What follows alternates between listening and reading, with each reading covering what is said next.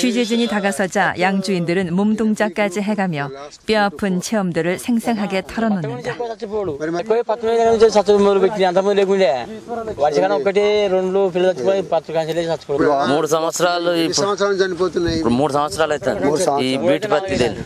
이 마을 농부들은 양떼를 목화밭에 방목했다. 그런데 며칠이 지나지 않아 양떼들에게서 이상한 증세가 나타나기 시작했다. 코에서 고름과 함께 피가 섞여 나오고 심한 기침과 경련이 수반됐다.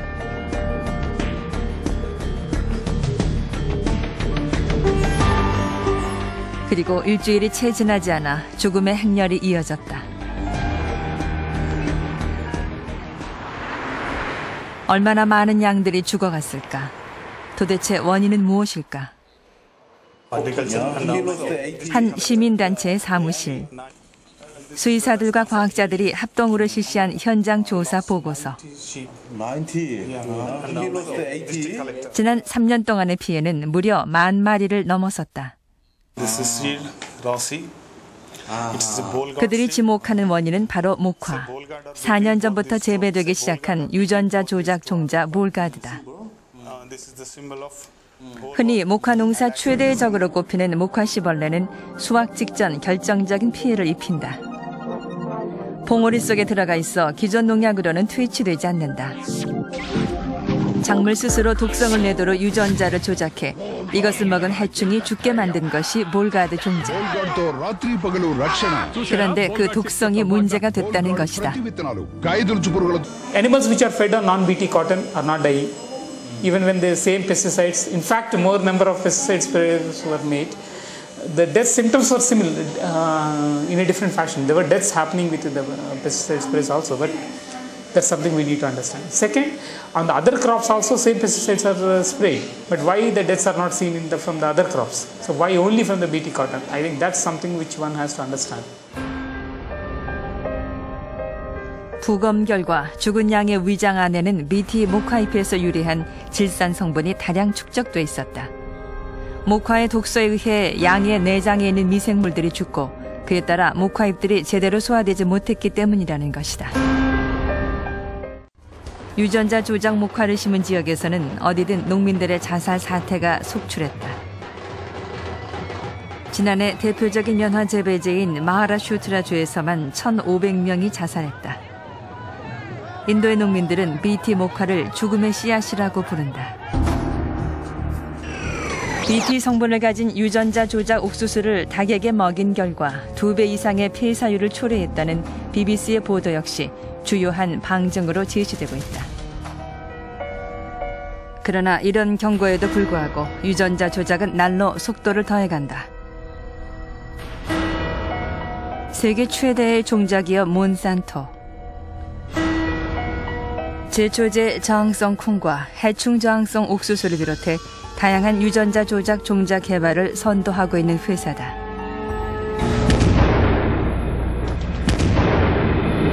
이 회사는 2차 대전 중에 개발된 신경가스 제조 기술을 응용해 제초제 생산에 나서며 농화학 기업으로 변신했다. 60년대 월남전에서 사용됐던 고엽제로 특수를 누린 데 이어 70년대엔 모든 식물을 말라 죽게 하는 초강력 제초제 라운드업으로 세계 시장을 석권했다.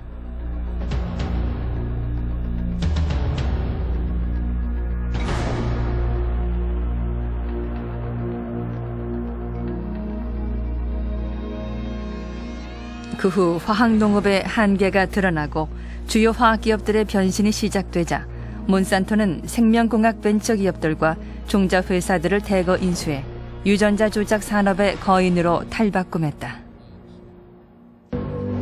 미국 정부의 국가 경쟁력 논리는 안전성 평가와 시판 허가 과정에서도 그대로 관철된다.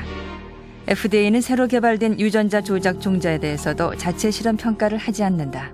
단지 기업이 제출한 서류를 심사할 뿐이다. The companies do their own testing. What little testing they do themselves. And there are not stringent standards that they need to adhere to. 국제 통상 분야에서도 이들 기업에 대해 전폭적인 지원이 이루어진다. 종자와 기술에 대한 특허를 강화하기 위해 지적재산권은 대폭 강화하는 반면 통관 절차와 안전성 규제는 무역 장벽으로 몰아 유명무실하게 만든다. 그 배경에 있는 것이 이른바 기업 정부 사이의 회전문이다.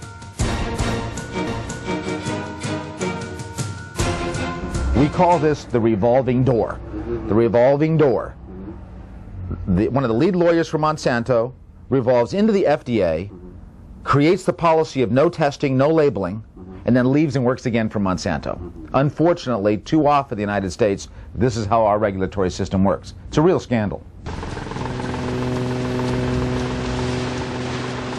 우리나라의 경우 상황은 많이 다르다. 수입되는 유전자 조작 식품이 논란의 대상이다. 식량 자급 비율로 보아 콩과 옥수수가 초점이 될 수밖에 없다. 게다가 콩과 옥수수를 주로 동물 사료로 사용하는 서구와 달리 우리의 음식 문화에서는 콩과 옥수수가 식생활의 주요한 구성 요소다.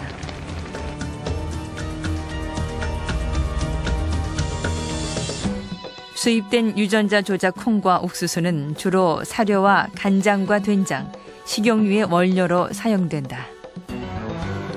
각종 가공식품에서도 유전자 조작 성분이 검출되는 경우가 적지 않다. 하지만 제품의 포장에는 원산지만 표시돼 있을 뿐 유전자 조작 여부는 거의 표시되지 않는다. 우리 식탁 앞에 성큼 다가온 유전자 조작 농산물. 그것은 과연 식량의 미래인가? 아니면 재앙의 시작인가? 지금 한국 사회는 이 문제에 대해 어떠한 사회적 합의를 이루어가고 있는가?